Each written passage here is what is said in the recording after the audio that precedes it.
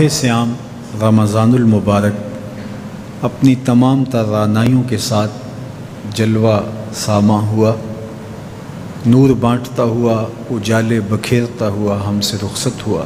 اللہ جل شانہ نے اس ماہ منور میں ہمیں جن توفیقات سے مالا مال کیا، نیکی، تقوی اور دیگر امور خیر کی سعادت ہمارا مقسوم ہوئی، تو ہم اللہ کی بارگاہ میں یہ دعا کریں کہ ماہ سیام گزرنے کے بعد بھی وہ اعمال خیر ہماری زندگی کا حصہ رہیں۔ کہیں ایسا نہ ہو کہ جو محنت سے، فاقہ کشی سے، راتوں کے قیام سے، غد بصر سے اور دیگر اعمال خیر سے ہم نے برکات پائیں، وہ ماہ سیام کے گزرنے کے بعد ہم گواہ بیٹھیں۔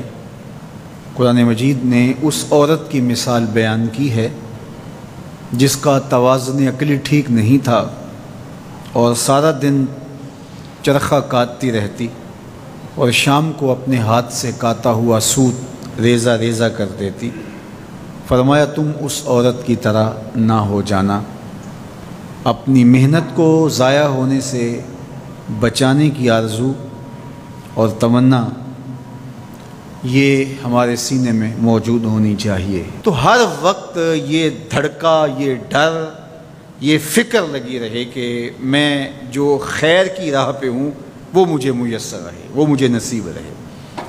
جس کے 2 دن برابر ہو گئے وہ ہلاک ہو گیا۔ ہر آنے والا دن گزرے ہوئے دن سے بہتر ہونا چاہیے۔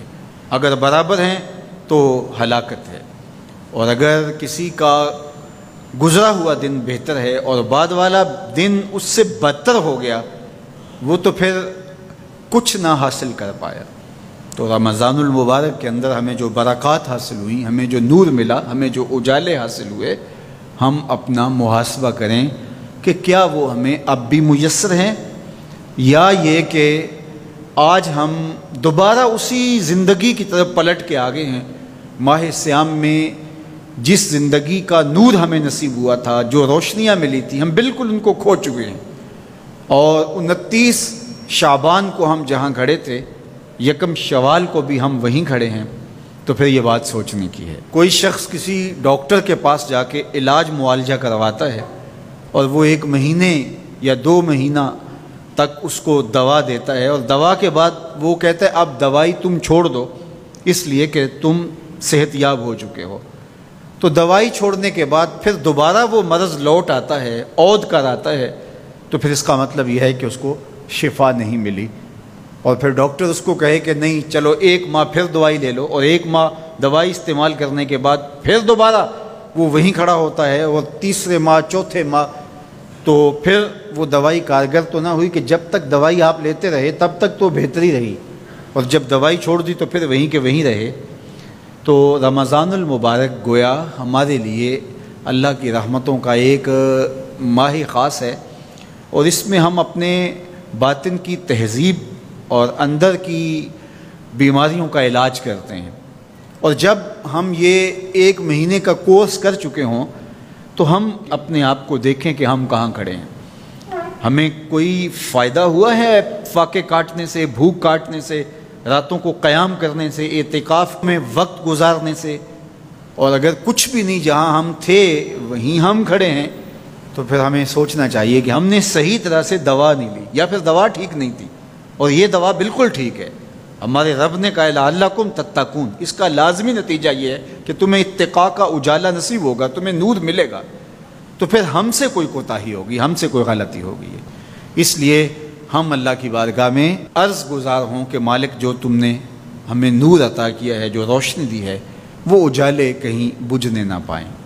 اور وہ کیا ہے؟ وہ نور ہدایت کا نور تھا۔ تو اہل ایمان یہ دعا کرتے ہیں، ربنا لا تزغ قلوبنا بعد اذ ہدیتنا، اے اللہ ہمارے دلوں کو سیدھا کر دینے کے بعد دوبارہ ٹیڑھا نہ کرنا۔ وَهَبْ لَنَا مِن لَّدُنْكَ رَحْمَةً، اور اپنی جناب سے ہمیں مزید رحمتیں عطا کرنا۔ اِنَّكَ أَنْتَ الْوَهَّابُ، تیری شان یہ ہے کہ تو وہاب ہے، کسی محنت کے بغیر تو بندے کو عطا کرتا ہے، بغیر مزد تو عطا کرنے کی عادت رکھتا ہے۔ تو مالک ہم تیرے حضور حاضر ہوئے تو ہمارے اوپر کرم نوازیاں کرنا، اور وہ جو ہدایت تو نے ہمیں عطا کی ہے اس پر ہمیں گامزن رکھنا، اور ہمیں دوبارہ اندھیروں، ظلمتوں اور گمراہیوں میں نہ دھکیل دینا، بلکہ ہمیں اس ہدایت کی راہ پہ گامزن رکھنا۔